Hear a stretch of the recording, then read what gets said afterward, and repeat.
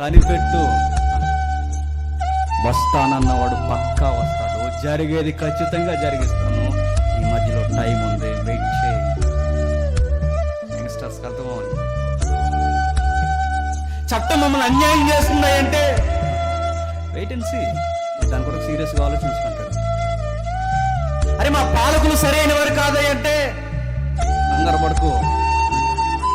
ఎప్పటి వరకు ప్రభు అంటే నువ్వు అనుకున్నప్పుడు కాదు. కమ్యూనిస్టు దేశాలు అయితే ఉన్నాయో, చైనా క్రైస్తవ్యాన్ని ఉక్కిరి బిక్కిరి చేస్తున్నారు. కానీ చరిత్రకారులు ఏమంటున్నారు తెలుసా? ఇదే కొనసాగింపు, ఇదే ఒత్తిడి ఒక 50 సంవత్సరాలు కనుక నడిస్తే చైనా అట ఏమైపోతాడు? క్రైస్తవ దేశం అయిపోతాడు. నీకు అర్థం అవట్లేదు ఆన్సర్, నాకు అర్థం అవుతుంది. ఒత్తిడి చేసే కొలిది ఏమవుద్దట? విశ్వాసం పెరిగిపోద్దట. డబ్బుక్కిస్తున్న ఆన్సర్ చూడండి. ఏంటి ప్రభు మాకు ఇంత అన్యాయం జరుగుతుందంటే ఇంకా కుమ్మేసేవాడు వస్తాడు కంగారు అంటే. కానీ వాళ్ళ వాయిస్కి ఫ్రీడమ్ ఇచ్చారు తెలుసా? ఎవరి స్వేచ్ఛాభావాన్ని వాళ్ళు ప్రకటన చేసుకోవచ్చు. ఎట్లా అంటే క్విట్ ఇండియా, ఇంకా గో సైమన్, ఇంకా ఉప్పు సత్యాగ్రహం, ఇంకా ఇలా రకరకాల స్లోగన్స్ అన్ని ఇవ్వడమే కాదు, మన జాతి పిత్త దేశమంతా తిరిగి ఒక ఉద్యమాన్ని లేపేంత అవకాశాన్ని, అనుకూలతను, వాయిస్ని వినిపించుకునే అట్మాస్ఫియర్ ఇచ్చారంటే బ్రిటిష్ వాళ్ళు కొంచెం విధంగా బాగానే చూశారు. అవునా? ఇలాంటి టైంలో బాగానండి, ఇలాంటి టైంలో ఫ్రీడమ్ కావాలని బ్రిటిష్ వారిని అడగడానికి ఉద్యమాలు లెగుస్తుంటే కరెక్ట్గా అదే టైంలో వరల్డ్ వార్ వచ్చింది. చదువుకున్న వాళ్ళకి అర్థమవుతుంది. కరెక్ట్గా అదే టైంలో ప్రపంచ యుద్ధాలు ఊపందుకున్నాయి. మరలా 1947 రెండో ప్రపంచ యుద్ధం అనుకుంటా. రెండో ప్రపంచ ఎట్లా రియల్ హీరోగా ఉండేవాడు అప్పట్లో. ఈ పక్క భారతదేశానికి బ్రిటిష్ చేత స్వతంత్రం లేక పోట్లాడుతుంటే మరో పక్క జరుగుతున్నది ఏంటో తెలుసా? సెకండ్ వరల్డ్ వార్ స్టార్ట్ అయిపోయింది. ఈ టైంలో మనం చేయవలసింది ఏంటి? ఆ టైంలో హిట్లర్ కూడా అనుకున్నాడట ఇండియాకు లుక్ వేసి వద్దాం అనుకున్నాడట. రాలేదు కానీ దేవుని కృప, లేదా మన రంగు మారిపోయింది తెలుసా? నిజం. ఇండియన్స్ ఇలా ఉంటారా అని చదువుకుందాం. ఆడ వద్దాం అనుకున్నాడట. ఆ టైంలో రాకుండా ఉండడానికి నేతాజీ సుభాష్ చంద్రబోస్ కానీ ఇలాంటి అతివాదులు హిట్లర్తో కొంచెం టైఅప్ అంటే ఏమన్నారంటే కొంచెం సంఘీభావాన్ని తెలియజేశారన్నమాట. స్నేహపూర్వమైన వాతావరణం తెలియజేసేసరికి వాడు కొంచెం ఆలోచన మార్చుకున్నాడు. ఒకవేళ వస్తే ఇప్పుడు బాగా వినండి. బ్రిటిషోడు ఆ ఊరు ఈ ఊరు తిరిగి ఉప్పు సత్యాగ్రహం అన్నా ఏమనలా. పాయింట్ అర్థమవుతుందో లేదు? గో సైమన్, క్విట్ ఇండియా, అది ఇది అన్న బ్రిటిషుడు ఏమనలా. అది హిట్లర్ ఉన్నాడు అనుకోండి, గో సైమన్ అంటే కోసేయండి అంటాడు. No voice. మాట లేచిందా గొంతు మీద అడుగు వేసి దొక్కేస్తాడు. ఆ టైంలో ఇండియా చేసింది ఏంటంటే ఎవరినైతే మనం వ్యతిరేకిస్తున్నాం ఆ బ్రిటిష్కి సపోర్ట్ చేసి మరలా నడండి వాళ్ళని ఎదుర్కొందాం అన్న. మీకు ఇప్పుడు ఈ గ్రంథం అర్థం అవ్వాలి. అర్థమవుతుందా? నా మాట్లాడుతాం ఇప్పటికే అర్థం అంచనా వేయాలి. అయ్యో కల్దీలు ఇప్పటికేమో బానిస బతుకులు చేసేసారయ్య అంటే కంగారు పడుకుని కూడా వస్తున్నాడు హిట్లర్ అన్నాడట. అంటే వెయిట్ అండ్ సీ. మాకేం అర్థం అవ్వట్లేదయ్యా అంటే అర్థమవుతుంది, కంగారు పడుకో అన్నాడట. ఆ రోజు ఎలా అయితే జరిగిందో మన భారతదేశపు చరిత్ర ప్రవక్త గ్రంథంలో కూడా ఏదో జరుగుతుంది. ఏం జరుగుతుంది చూద్దాం ఒకసారి. కిందికి వారి రౌతులు 12 నుంచి చూద్దాం. 12 నుండి యెహోవా నా దేవా, నా పరిశుద్ధ దేవా, ఆది నుండి నువ్వు ఉన్నవాడు కావా? యెహోవా, తీర్పు తీర్చుటకు నీవు వారిని నియమించి ఉన్నావు.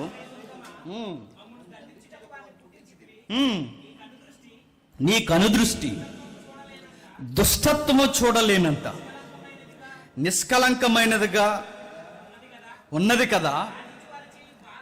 బాధించువారు చేయు బాధను నువ్వు దృష్టింపజాలవు కదా. కపటలను నువ్వు చూసి దుర్మార్గులు తమ కంటే ఎక్కువ నీతిపరులను నాశనము చేయగా నువ్వు చూసి ఎందుకు ఊరకున్నావు? కొన్ని క్వశ్చన్స్ అడుగుతున్నాడు. ఏమడుగుతున్నాడు చూడండి. ప్రభువా మా దేవా, ఆది నుండి నువ్వు ఉన్నవాడు కావా? మేము మరణమునందము. యెహోవా తీర్పు తీర్చుటకు నీవు వారిని నియమించి ఉన్నావట్నో, బానే ఉంది. ఆశ్రయదుర్గమా, మమ్మల్ని దండించుటకు వారిని పుట్టించితివి. నీకు అనుదృష్టి దుష్టత్వము చూడలేనంత నిష్కలంకమైనది కదా. ప్రవక్త ఒక లాజిక్ క్వశ్చన్ అడుగుతున్నాడు చూడండి. నువ్వేం చేస్తున్నావు అంటే ప్రభువా, కల్దీయులు ఏపట మాకేం చెప్తావట? బుద్ధి చెప్తాను అంటున్నావు. నాకు పెద్ద ప్రశ్న ఏంటంటే, వాళ్ళు పెద్ద దుర్మార్గులు, క్రూరులు. యూతులు వాళ్ళకంత దుర్మార్గులు కాదు ప్రభువా. నాకు అర్థమవుతుందా?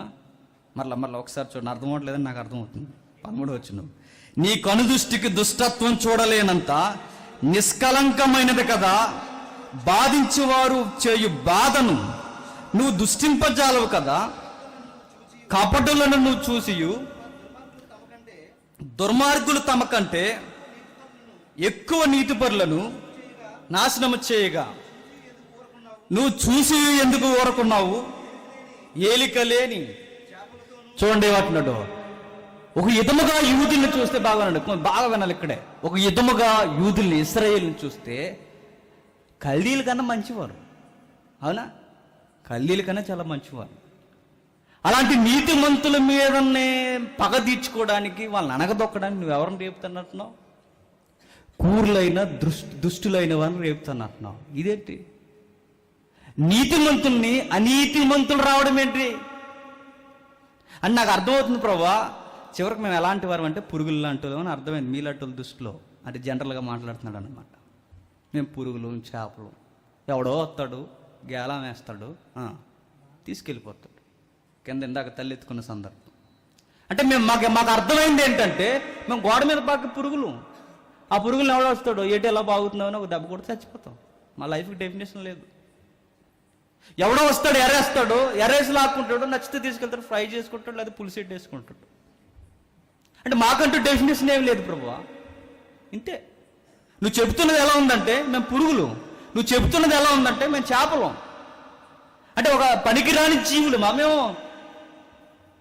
అంటే అనీతి, ఆ దుర్మార్గుల కన్నా, అనీతిమంతుల కన్నా మేమంత నీతి లేనివారమా? అదే అడుగుతున్నాడు చూడండి. ఇంకా అది కింద చదివితే అర్థమవుతుంది. చాలా మంది చదువుతారు ఈ సందర్భాన్ని. నీకు అనుదృష్టి దుష్టత్వము చూడలేనంత నిష్కలంకమైనది కదా. నువ్వు దృష్టింపచాలవు కదా. కపటులను నువ్వు చూసి నాశనము చేయగా నువ్వు చూసి ఎందుకు ఊరుకున్నావు? ఏలిక లేని చేపలతోనూ ప్రాకు పురుగులతోనూ నీవు నరులను సమానులుగా చేసేటివి. వాడి గాలము వేసి మానవులందరినీ గుచ్చిలాగి ఉన్నాడు. ఉరులు ఒగ్గి వాడు తన వలతో తన వలలో నుండి సంతోషపడి గంతులు వేయును. కావున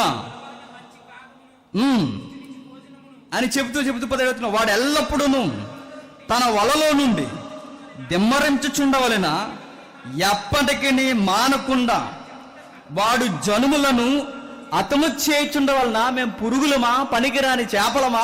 మా జీవితాల కంటే ఒక అర్థం, మాకంటే ఒక స్వతంత్రం ఏమీ లేదా ప్రభు. ఎవడో వస్తాడట్నో బలవంతుడు, వాడి గేలా వేస్తాడట్నో, లాగేస్తాడట్నో, మమ్మల్ని వాడుకుంటాడట్నో. అంటే మేము చేతగాని వారిలో అలా ఉండిపోవడం అని. ఇదేనా మా భక్తి అంటే? ఈ మధ్యకాలంలో కొంతమంది ఈ నవతరం సేవకులు ఏమంటున్నారంటే, ఇలా మనం చూస్తూ ఊరుకుంటూ ఒకరోజు క్రైస్తవ్యాన్ని లేకుండా చేస్తారండి. మరి ఏం చేయాలి? మనం కూడా ఫైట్ చేయాలి అంటున్నారు. నిజమేనా? ఇది బైబిల్ ప్రకారం వాస్తవమేనా? బైబిల్ ప్రకారం ఈరోజు కొత్త జీవాలు చేస్తానంటున్నారు అక్కడ పార్లమెంట్లో. క్రైస్తవ్యాన్ని, క్రైస్తవ నాయకులను లేకుండా చేద్దాం అనుకుంటున్నారు. మనవారు ఏమైనా స్వాగతం చేస్తున్నారంటే, మనం ఉద్యమంలో లేవాలి, మనం కూడా ఫ్రీడమ్ కొరకు ఫైట్ చేయాలి, మనం ఈ భూమిలో పుట్టిన వారమే, మనం ఈ దేశ క్రైస్తవులమే అని ఇండైరెక్ట్గా పేర్లు కూడా పెట్టుకుంటున్నాం. మేము హైందవులమే ఇలా చెప్పుకుంటూ కలుపుకుంటూ ఈరోజు మనం ఏం మాట్లాడుకుంటున్నామంటే మేం కూడా ఫైట్ చేయాలి. ఇలా చూస్తూ ఉంటే ఒక రోజు కొండం బ్రదర్ మనం అందరం. అందుకే మనం ఏం చేయాలంటే ఫైట్ చేయాలి. ఇలాంటి ప్రశ్న రోజు హబక్కూకు వస్తే నువ్వేం చేయలేకు, సైలెంట్గా ఉండాను. మరి మేము ఏం చేయలేరు అంటే ఏం చేయకు, ఇంకొకడు వస్తాడు, నేను చితక్కొట్టి వెళ్ళిపోతాడు, నువ్వు అలా చూస్తూ ఉండు అన్నాడు. మరలా మోడీయే వస్తాడా? మోడీయే వస్తాడు. ఆ తర్వాత అంతకన్నా భయంకరుడు వస్తాడు. ఏ ప్రభు అంటే అదంతే మరి అంటాడట. మీకు అర్థమవుతుందా? జగన్ వచ్చారని ఫీల్ అవ్వకండి, ఎప్పుడు జగన్ నుండి గుర్తుపెట్టుకోండి. క్వాలిటీ క్రిస్టియానిటీ ఏంటో తెలిసిపోవాలంటే అనుకూలంగా ఉన్న పాలకులు ఉండకూడదు. మనం తొక్కేసేవారు ఉన్నప్పుడే క్రిస్టియన్ ఫ్రీడమ్ ఏంటో అర్థం అవుతుంది. మీకు అర్థం కావాలంటే కొన్ని ఆన్సర్స్ ఇస్తా. ఏ ఇస్లాం దేశాల్లో అయితే క్రైస్తవ్యం ఉండకూడదని అంటున్నారో ఆ ఇస్లాం దేశాల్లోని ఇప్పుడు క్వాలిటీ క్రిస్టియానిటీ ఉంది తెలుసా? ఏ కమ్యూనిస్ట్ దేశాలు అయితే ఉన్నాయో, చైనా క్రైస్తవ్యాన్ని ఉక్కిరి చేస్తున్నారు. కానీ చరిత్రకారులు ఏమంటున్నారు తెలుసా? ఇదే కొనసాగింపు, ఇదే ఒత్తిడి ఒక 50 సంవత్సరాలు కనుక నడిస్తే చైనా అట ఏమైపోద్దట? క్రైస్తవ దేశం అయిపోద్దట. మీకు అర్థం అవ్వట్లేదు ఆన్సర్, నాకు అర్థమవుతుంది. ఒత్తిడి చేసే కొలది ఏమవుద్దట? విశ్వాసం పెరిగిపోద్దట. హబక్కూకిస్తున్న ఆన్సర్ చూడండి. ఏంటి ప్రభువా మాకు ఇంత అన్యాయం జరుగుతుందంటే ఇంకా కుమ్మేసేవాడు వస్తాడు, కంగారు పడకట్టినట్టు. అంటే నాకు క్వాలిటీ మినిస్ట్రీ కావాలి. అర్థమవుతుంది యంగ్స్టర్స్? మీకు అర్థమైతేనే సొసైటీ బాగుంటుంది. మీకు అర్థమైతేనే రేపు క్రిస్టియన్కి ఫ్యూచర్ అనేది ఉంటుంది. మీకే అర్థం అవ్వాలి, మనకే అర్థం అవ్వాలి. బైబిల్లో మనకు తెలిస్తేనే రేపొద్దున సంఘానికి ఒక మంచి స్టాండింగ్ ఇవ్వగలం. ఇప్పటికే దొంగలు, మానవతావాదులు, కనీసం బైబిల్లో ఉన్న నీతిని కూడా అర్థం చేసుకోలేని వారు రకరకాల గొడవలకు పెద్దపీటలు వేస్తున్నారు. నన్ను అడిగి తెలుగేం తెలీదు. ఇలా పళ్ళు బిగించి దేవా చచ్చిపోయేలా ఉన్నానయ్య అంటే దేవుడు అంటాడట కానీ మరి అంటాడట. అర్థమవుతుందా నీకు? ఇది అన్యాయం, అక్రమం, కత్తి పెట్టడం ఏంటని అడగకూడదట. అపోస్తులు ఎందుకు బలైపోయారు అనుకుంటున్నారు? యాకోబుని చంపేస్తుంటే పేతురు ఇది అన్యాయం, మనం కూడా ఒక యూనిటీ ఉండాలి, లేవండి నజరేతు నుంచి మనం కూడా ఒక విప్లవం లేపాలి అనలేదట. నెక్స్ట్ నేనేనా అని రెడీ అయిపోయాడట. పౌలు గారిని తల నరికేస్తుంటే చూడండి, క్రైస్తవ్యం వెనకడుగు లేదట. అదంతే. ఆ సాంగ్ మీరు చూడాలి. ఈరోజు ఇన్ని ప్రశ్నలు అడుగుతుంటే ఎప్పుడు ఇంతేనా, ఎప్పుడు అన్యాయమైన, విశ్వాసాలు ఎప్పుడు ఫ్రీడమ్ లేదంటే ఎప్పుడు ఇలా జరుగుద్ది? మిమ్మల్ని వేరలు వేసినట్లుగా, చేపలు ఎత్తుకెళ్ళిపోయినట్లుగా, ఇంకా మీకు పురుగుల్ని వాడుకున్నట్టుగా మిమ్మల్ని వాడుకునేవారు వస్తారు. నాకు అర్థం అవట్లేదు ప్రభువా అన్నట్టు. మరలా 2వ అధ్యాయం స్టార్ట్ అయింది. 3 అధ్యాయాలు ఉంటుంది. అది అధ్యాయాలన్నీ చెప్పును గుర్తుపెట్టుకోండి. మనకు కావాల్సిన మాటలు. మీరు కంగారు అయిపోకండి, మరలా స్వతంత్రం వచ్చేలా ఉందనుకోకండి. బాగా వినండి. 2వ అధ్యాయం మొదటి వచ్చుండండి. ఆయన నాకు ఏమి సెలవిచ్చునో, నా వాద విషయమై ఏమి చెప్పుదునో చూచుటకై నా కావలి స్థలం మీదను గోపురము మీదను కనిపెట్టుకుని ఉందుననుకొనగా యెహోవా ఎలాగూ సెలవిచ్చును. ఏమంటున్నాడట? తనకు ఎంతో ఆతృత ఉందట. క్వశ్చన్ అడిగేసాడట. ఏమని? మొదటి క్వశ్చన్ ఏం అడిగాడంటే, ఇది ఇంత అన్యాయం, దేశంలో బలత్కారం జరుగుతుంది, అన్యాయపు వ్యాపారం జరుగుతుంది, అన్యాయపు పాలన జరుగుతుంది, అన్యాయం జరుగుతుంది, ఏ విధముగా నీతి లేదు. నాకు అర్థమవుతుంది ధర్మశాస్త్రం జరుగుతుందన్న నమ్మకం అయిపోయింది. ఇది ఎప్పటికీ ఎలానే జరుగుద్ది అంటే నువ్వు ఇచ్చిన ఆన్సర్ ప్రభువా, నీతిమంతుల్ని తొక్కడానికి దుర్మార్గులు లేపుతానంటున్నావు. నాకు అర్థమైంది ఏంటంటే నువ్వు ఎప్పుడు దుర్మార్గులను సపోర్ట్ చేయవు కదా, నువ్వెప్పుడు నీతిని సపోర్ట్ చేస్తావు, పాపాన్ని నీ కనుదృష్టితో చూడలేవు కదా. అలాంటిది అనీతిమంతులు దుర్మార్గులైన వారిని నువ్వు ఎలా వాడుకుంటావు? నీతిమంతుల్ని నువ్వు సరిచేయడానికి అనీతిమంతులు నువ్వు ఎలా సపోర్ట్ చేస్తావు? నాకు అర్థం కావట్లేదని గోపురం ఎక్కి రెడీగా ఉండట అడగడానికి. అది 2వ అధ్యాయం. ఎంత ఇంట్రెస్ట్ ఉండడం. నాకు ఆయన నిద్ర రావట్లేదు. ఎవరికి? మనకు నిద్ర వస్తుంది ఎందుకు? మనకు అర్థం కాదు కనుక. సేమ్ మనం గచ్చేమని మనం దగ్గర శిష్యులు అట్టోళ్ళం. నువ్వు ప్రార్థన చేసుకో ప్రభువా, మాకు 2 రోజుల నుంచి నిద్ర లేదు అన్నమాట. అరే కొంచెం మేల్కొని ఉన్నాడు రా అంటే, నైట్ డ్యూటీలు చేసాం ప్రభువా అంటామాట. చూస్తే ఎంత దారుణం. అర్థమైన వాడికి నిద్ర రాదు, హృదయంలో నుంచి ఒక స్వరం వస్తుంది, అదే గ్రంథం. గోపురం దగ్గరికి వెళ్ళి సీరియస్గా ఆయన కనబడుతుంటే మరలా యెహోవా ఆన్సర్ చేస్తున్నాడు. యెహోవా నాకు ఇలాగూ సెలవిచ్చాను, చదువువాడు పరిగెత్తుచు చదువు వీలగునట్లు నీవా దర్శన విషయమును పలక మీద స్పష్టముగా రాయము. ఆ దర్శన విషయము నిర్ణయ కాలము జరుగును. ఏంటంటే ఏం చెప్తున్నాడు దేవుడు ఆన్సర్? మరలా డిఫరెన్స్ ఆన్సర్ ఇస్తున్నాడు చూడండి. యెహోవా నాకు ఎలాగో సెలవిచ్చును, చదువువాడు పరిగెత్తుచు చదువు వీలగునట్లు నీవా దర్శన విషయమును పలక మీద స్పష్టముగా రాయము. పలక మీద అట ఏం రాయాలట? దేవుని మాటలు రాయాలట. పలక అంటే మన స్కూల్ కట్టుకెళ్ళే పలక కాదు. ఆ పలక మీద దేవుని మాటలు ఎన్ని సరిపోతాయి? సరిపోతాయి అంతే. అది తిరగైతే ఈ అయిపోద్ది అంతే. ఆ పలక కాదు అది. మరి ఏ పలక? అది ఎలా ఉండాలో తెలుసా? పరిగెడుతూ పరిగెడుతూ పరిగెడుతూ పరిగెడుతూ బాగానండి, అలా పరిగెడుతున్న అక్షరాలు అలా లుక్కే చదువుకుని వెళ్ళిపోయేలా ఉండాలి. అంటే పలక ఎంత ఉండాలో చూడండి. మీకు అర్థం కావాలంటే 50% ఆఫర్. ఆటోలో సీరియస్గా వెళ్ళిపోతున్నా చాలా సీరియస్గా ఈజీగా చదివేచ్చు. ఎందుకు? అంత పెద్ద అక్షరాలు ఉంటాయి. మీకు ఒకటి చెప్పిన అడ్వర్టైజ్మెంట్ టెర్మినాలజీ ఈ వచనాన్ని బట్టి పుట్టింది. కావాలంటే మీరు ఎస్టే తిరగేసుకోండి. బోర్డులు పెడతారు కదా, పెద్ద పెద్ద బోర్డులు పెడతారు. చంద్రప్రదేశ్ ఆఫర్ వచ్చింది 50%, ఆషాఢం 50%.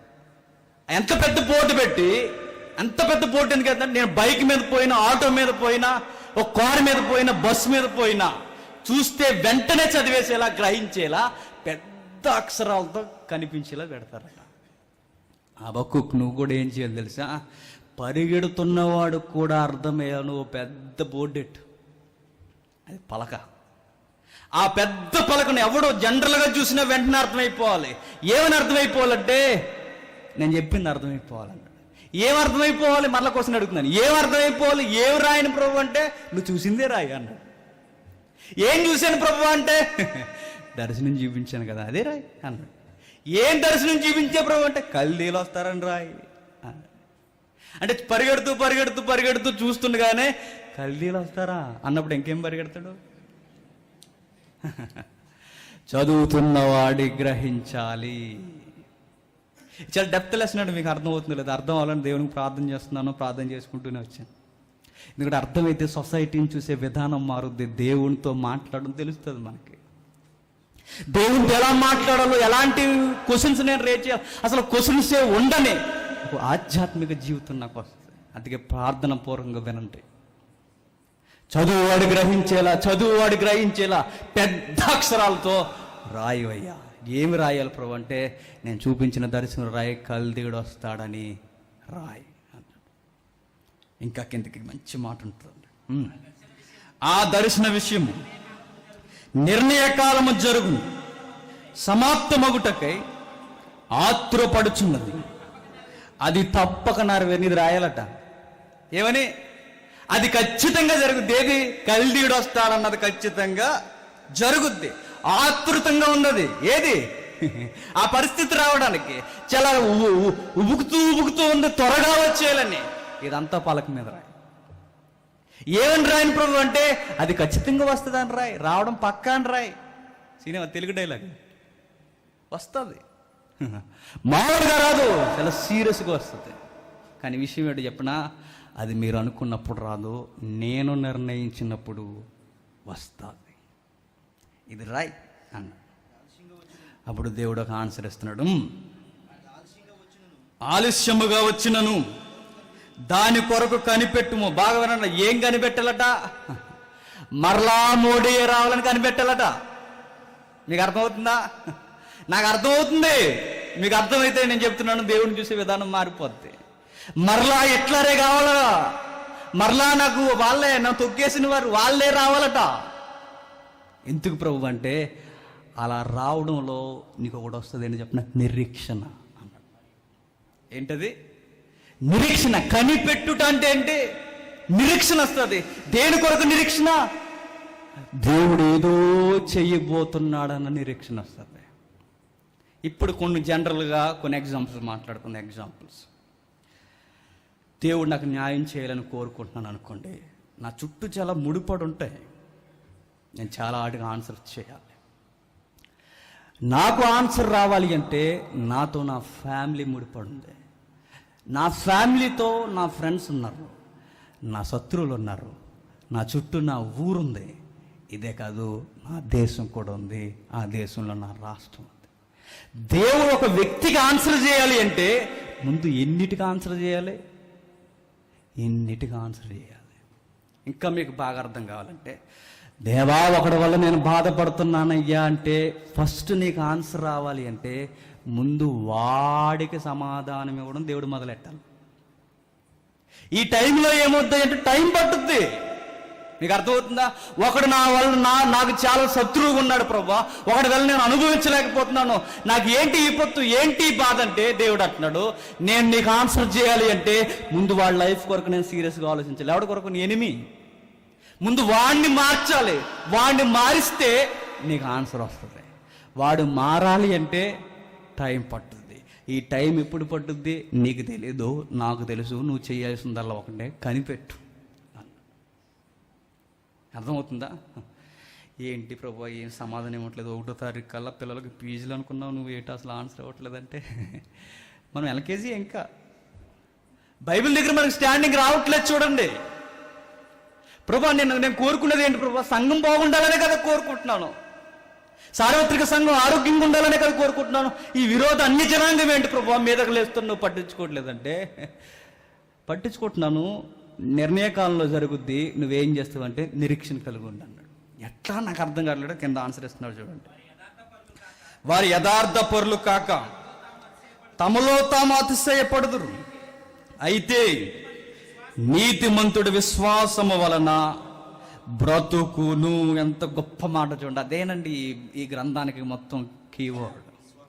అసలు బైబిల్ అంతటికీ నేను చెప్తున్నాను, ఎప్పటికీ క్రైస్తవ్యానికి, ఎప్పటికీ విశ్వాసకి ఇదే కీలకమైన బంగార వాక్యం. గొప్ప ఆశ ఏంటో చెప్పిన, ఈ చర్చి నిర్మాణం అయిపోయిన తర్వాత పెద్ద బోర్డు పెట్టుకోవాలని ఆశ.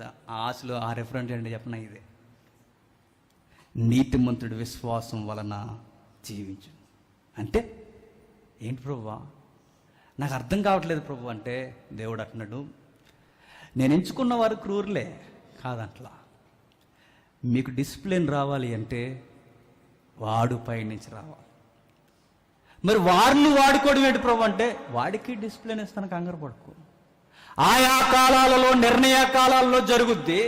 ఎవరిని ఎలా పాఠాలు నేర్పించాలో, ఎవరికి ఏమి నేర్పించాలో నేను చూస్తాను. ఆయా కాలాల్లో జరుగుతాయి. కానీ ఒక విశ్వాసిగా నువ్వు ఇవేమి పట్టించుకోకుండా నువ్వు చేయాల్సింది ఏంటో తెలుసా? దేవుడు ఏదో చేస్తున్నాడు, నాకు అర్థం అవుతుంది, నేను దేవుని మీద అనుకోవడం తప్ప నా సొంత ప్రయత్నాలు ఏమీ చేయకూడదని విశ్వాసికి అర్థం అవ్వాలట.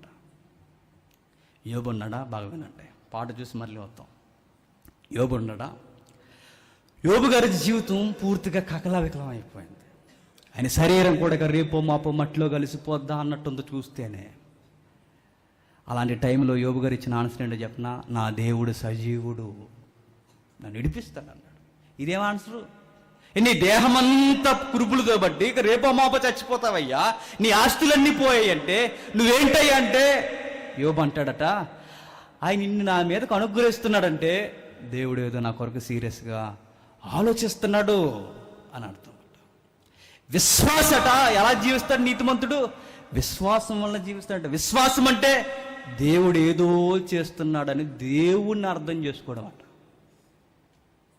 అబ్రహాం గారిని అన్నారట, ముసలోడు వేగ నీకు పిల్లలు పుట్టరు అన్నారట. ఆవిడ కూడా చాలా ముసలిది అయిపోయింది. ఎవరు? శారమ్మ గారు.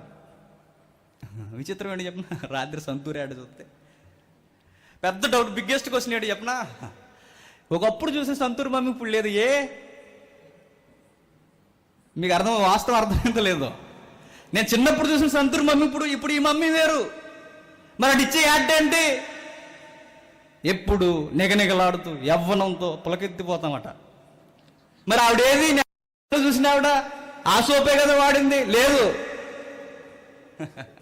మోసం, దగా, కుట్ర సంతూరు వాడు చేస్తుంది అంతేగా. మమ్మీని మార్చేసి నన్ను ఇంత భర్యం చేస్తావా? పిల్ల లేదు, వాళ్ళ తల్లి లేదు.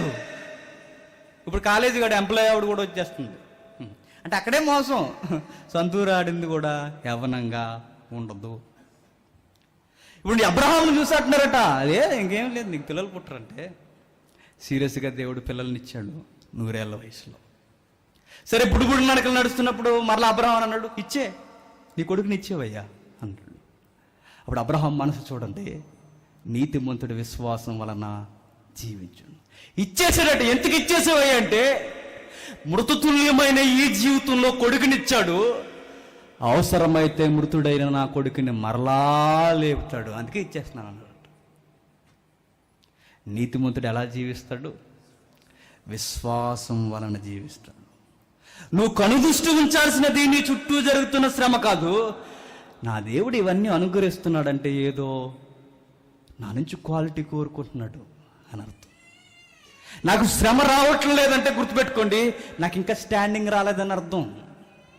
నీ చుట్టూ ఇన్ని పరిస్థితులు జరిగిపోతున్నప్పుడు, ఇంతగా పెట్టలేకపోతున్నప్పుడు విశ్వాసకు అర్థం కావాలంట. నేను ఎన్ని రోజులు ప్రార్థన చేసినా నాకు జవాబు ఇవ్వట్లేదంటే దేవుడు నన్ను ఇంకా కనిపెట్టమని కోరుతున్నాడని అర్థం. ఇంత అన్యాయం జరుగుతున్నా దేవుడు పట్టించుకోవట్లేదంటే దేవుడు ఏదో పెద్ద ప్రాజెక్ట్లో ఉన్నాడని అర్థం. నీకు అర్థమవుతుందా? నేను చాలా చిన్న నేరో క్వశ్చన్స్ రేట్ చేసుకుంటాను. నేను ఏమనుకుంటా అంటే, నాకు శ్రమ వచ్చినప్పుడు నా చుట్టే చూసుకుంటాను, నాకే జరిగిపోవాలి. నీకు జరగాలి అంటే సొసైటీలో చాలా ఆన్సర్స్ దేవుడు డీల్ చేయాలి. దేవుడు నీకొక్కడికే దేవుడు కాదు, 750 కోట్ల మందికి దేవుడు. నీకొక్కడికి ఆన్సర్ చేయాలంటే 750 కోట్ల మందితో నీ జీవితం ముడిపడి ఉందన్న సంగతి నీకు తెలుసా? మరలా చెప్తున్న పాతగా ఒకసారి మీకు చెప్పాను, మరలా గుర్తు చేసుకోండి. ఒకటి ప్రార్థన చేస్తున్నారంట, దేవా కరువుతో చచ్చిపోతున్నాం ప్రభా, మా పొలంలో వర్షం కురిపించు అన్నాడు. వర్షం పడట్లా. దేవుడు ఎంతో ప్రార్థన చేస్తున్నాడు, కురిపించవయ్యా, ఇప్పుడు మెతుకులు అడుగుతున్నావు, నీటిగానే కదా జీవిస్తున్నావు అని ఇక్కడ నుండి నేను ప్రార్థన చేస్తున్నాను జేమ్స్గా. అవతల ఊరు నుంచి మరొక ఆయన ప్రార్థన చేస్తున్నారు, బ్రదర్ రాజశేఖర్ గారు. ప్రభువా కోత కోసం పనుల మీద ఉంది ప్రభువా, వర్షం కొరకుండా చూడు ప్రభువా అన్నాడు. ఎవరికి ఆన్సర్ ఇవ్వాలి దేవుడు? ఇద్దరికి ఆన్సర్ ఇస్తాడు. టైం వచ్చేంత వరకు వెయిట్ చేయి. అతనికి వర్షం పడాలి, నీ పంట కోటల్లోనికి వెళ్ళాలి. ఈడు పంట సర్దేంత వరకు నాకు వర్షం పడదు, దీని మధ్య టైం ఉంది. ఈ టైమేనా హబక్కూక్, కనిపెట్టు అన్నాడు. వస్తానన్నవాడు పక్కా వస్తాడు, జరిగేది ఖచ్చితంగా జరిగిస్తాను, ఈ మధ్యలో టైం ఉంది, వెయిట్ చేయి. యంగ్స్టర్స్కి అర్థం అవ్వలేదు, ఇది తప్పక జరుగును, జాగు చేయక వచ్చును. వారి యథార్థ పరులు కాక తమలో తాము అతిశయపడుదురు. అయితే నీతిమంతుడు విశ్వాసము మూలముగా బ్రతుకును. ఎలా అంట? నీతిమంతుడు ఎలా బతుకుతాడు? విశ్వాసం మూలంగా బతుకుతాడు. విశ్వాసం మూలంగా. ఎప్పుడు విశ్వాసులు గుర్తుపెట్టుకోండి, నాకు ఫ్రీడమ్ రూల్స్ వర్తించట్లేదని అనవసరం. విశ్వాసగా అది నీకు అనవసరం. దేవా నాకు సివిల్ రూల్స్ కూడా వర్తించట్లేదంటే నువ్వు అంత సీరియస్గా దాని కొరకు ఆలోచించాల్సిన అవసరం లేదు. చట్టం మమ్మల్ని అన్యాయం చేస్తుంది అంటే వెయిట్ అండ్ సీ, నువ్వు దాని కొరకు సీరియస్గా ఆలోచించుకుంటాడట. అరే మా పాలకులు సరైన వారు కాదంటే కంగారు పడుకో అంటాడట. ఎప్పటి వరకు ప్రభు అంటే నువ్వు అనుకున్నప్పుడు కాదు, నేను అనుకున్నప్పుడు. నువ్వు చాలా ఈజీ క్వశ్చన్ చేస్తున్నానని హబక్కూక్, నేను ఎలా ఉన్నాను తెలుసా అని ఆన్సర్ చేస్తున్నాడు. చూడండి, నేను కొన్ని వచనాలు, కొన్ని మాటలు లేపుతాను, మీరు జాగ్రత్తగా చూడండి. 6వ వచనంలో తనది కాని దాన్ని ఆక్రమించి అభివృద్ధి నందున వానికి శ్రమ, తాకట్టు సొమ్మును విస్తారముగా పట్టుకుని వానికి శ్రమ. ఎవరికి శ్రమ? కల్దీలకే కాదు శ్రమ. నువ్వు అడుగుతున్నావు కదా సొసైటీలో ఇన్ని అన్యాయాలు జరుగుతున్నాయని, కల్దీలకే కాదు. యాటిట్యూడ్ ఎవడుకున్నా శ్రమ. ఆ యాటిట్యూడ్లో కొన్ని భాగాలు చెప్తున్నాడు. తాకట్టు సొమ్మును విస్తారముగా పట్టుకొని వానికి శ్రమ. అదే మాటలు 7వ వచనం మొదటి మాట. వడ్డీకి ఇచ్చి వారికి, హింస పెట్టు వారికి, నేను లేపుతున్నాను పదాలు, దోపిడీ సొమ్ము, బహు జనములను ఆస్తులు కొల్లగొట్టు వారికి, ఇంకా చెప్తున్నాడు నరహత్య చేయవారికి, బలత్కారం చేయవారికి. 9వ వచనం. తనకు అపాయము రాకుండానట్లు తన నివాసమును బలపరుచుకొని తన ఇంటి వారి కొరకు అన్యాయముగా లాభం సంపాదించుకున్న వారికి శ్రమ. నీవే నేరస్థాపన చేసి ఉన్నావు. ఏమని? అన్యాయముగా సంపాదించుకోవడానికి. ఇంకా 11వ వచనంలో 12వ వచనంలో నరహత్య చేయుట చేత పట్నము కట్టు వారికి శ్రమ. దుష్టత్వం జరిగించుట చేత కోటను స్థాపించే వారికి శ్రమ. జనములు ప్రయాసపడుదురు గాని అగ్నిపాలగుదురు, వ్యర్థమైన దాని కొరకు కష్టపడే జనులకు క్షీణించుదురు. ఎన్ని క్వాలిటీ చెప్తున్నారు చూడండి. వడ్డీకి ఇచ్చేవాడిని, ఇంకా అన్యాయపు సిరిని సంపాదించేవాడిని, ఇంకా అన్యాయపు వ్యాపారం చేసేవాడిని, దోపిడీ సొమ్ము, ఇంకా బలత్కారం, నరహత్య. ఇలాంటి యాటిట్యూడ్ ఏ జనాంగానికైతే ఉందో వాళ్ళందరి సంగతి నేను చూస్తా. ఒక కల్దీల కొరకు కంప్లైంట్ చేస్తున్నావు, బిగ్ ఇమేజ్లో చూడు, హబక్కూకు పెద్ద దృశ్యంలో చూడు. నువ్వు కల్దీలను గురి పెడుతున్నా, నేను ప్రపంచ దేశాలను గురెడుతున్నా. ఇలాంటి పనులు చేసేవాడిని ఎవరిని నేను వదలను. బెస్ట్ క్లాసిక్ ఎగ్జాంపుల్ ఏంటో చెప్పనా? హిట్లర్ అందరినీ జయించాను అనుకున్నాడు. ఏం జయించాడు? ఆత్మహత్య చేసుకొని చచ్చిపోయాడు. టైం ఉంటుంది ప్రతిదానికి. మరి యూదులు, విశ్వాసులు చచ్చిపోయారు కదా. అంటే నీతిమంతులు చావు కూడా భయపడరు. ఎంత సీరియస్గా మనం ఆలోచించవలసిందంటే, క్రొత్త నిబంధన క్రైస్తవులు చెరసాల్లో ఉండి భయంతో పాటలు పాడుతూ, పైకి భయం ఉన్నా లోపల మాత్రం ఆనందం ఉందట. చచ్చిపోయినా పర్వాలేదు అని. పాటలు ఎప్పుడు బాగా పాడతాం? మస్తు ఖుషీగా ఉన్నప్పుడు పాడతాం. నీ మూడంతా పోయినప్పుడు పాట పాడు బ్రదర్ అంటే హేలే అంటామ్మా. అను ఏవే పాడను బ్రదర్. ఇప్పుడు బ్రదర్ మీ వాయిస్ బాగుంటుందంటే పాడను బ్రదరు అని చెప్తాం. అదే మనకి బాగా మంచి ఉల్లాసంగా ఉన్నాం అనుకోండి, మెసేజ్ మధ్యలో కూడా బ్రదర్ ఈరోజు ఎలా అయినా సరే నాకు సీరియస్గా మీరు పాట ఇవ్వాలంట. కానీ క్రైస్తవులు పాటలు పాడారట. ఎక్కడ? జైల్లో, ఎక్కడ?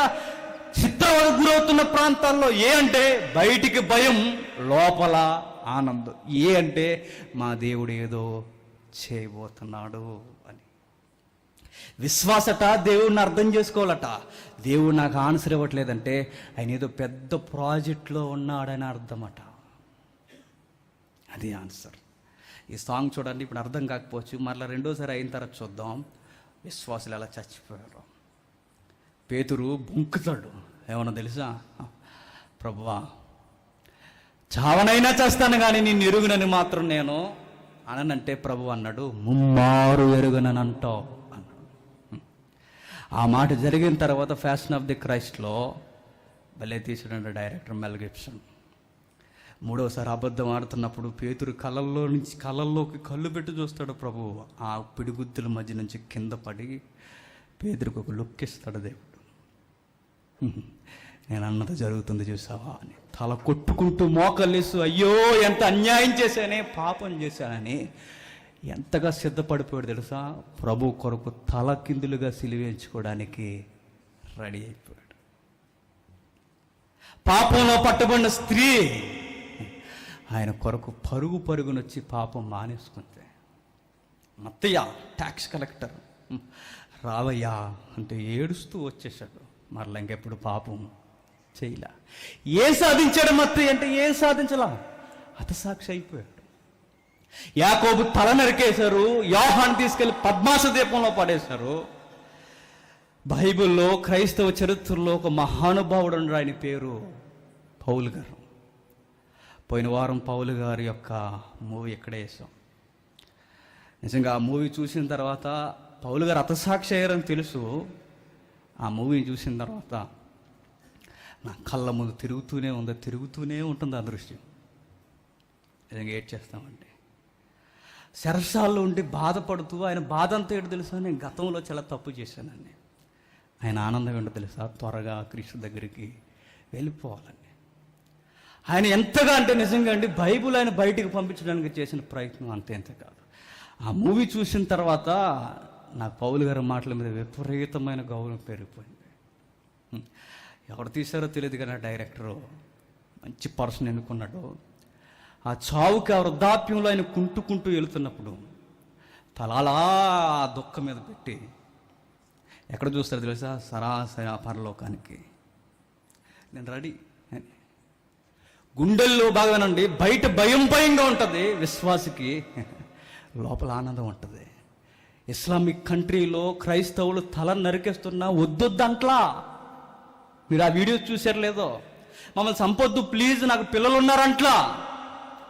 మౌనంగా రెడీగా ఇలా పెట్టేస్తున్నారంట తలలు. నీతిమంతుడి విశ్వాసం వలన జీవించు. నాకు బిగ్గెస్ట్ క్వశ్చన్ ఏంటంటే, క్రైస్తవులు హతసాక్షులు అయిపోవడానికి ఫస్ట్ సెంచరీలో ఏంటబ్బా వాళ్ళకంటే, వాళ్ళ లోకాన్ని శ్రమను చూడలేదట. ఎట్లా అయినా సరే ఎడలిపోయి ఆయన దగ్గరికి వెళ్ళిపోవాలని చూస్తున్నారట. నీతిమంతుడు ఎలా జీవిస్తాడు? సొసైటీ కొరకు జీవించాడట. మరి ఫెయిత్, విశ్వాసంతో జీవిస్తాడట. ఈ సాంగ్ చూడండి, చాలా ఒత్తిడి ఉంటుంది. పావు గంటలో ముగించుకుందాం.